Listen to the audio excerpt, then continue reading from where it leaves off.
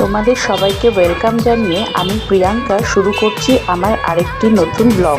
আশা করি তোমরা সবাই ভালো আছো। তো দেখো, আজ সোমবার সকালবেলা ঘুম থেকে উঠেই দেখছি ভীষণ রোদ উঠেছে। তো আজ মাছ, মাংস, ডিম বা অন্য কোনো সবজি না করলাম না।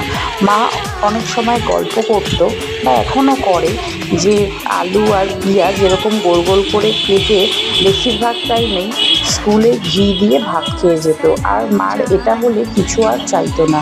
তাই মায়ের আজ ইচ্ছা মতোই করলাম এই গোল গোল করে আলু পেঁয়াজ ভাজাটা। গরম ভাতে খেতে না জাস্ট জমে যাবে, আর কিছুই লাগবে না।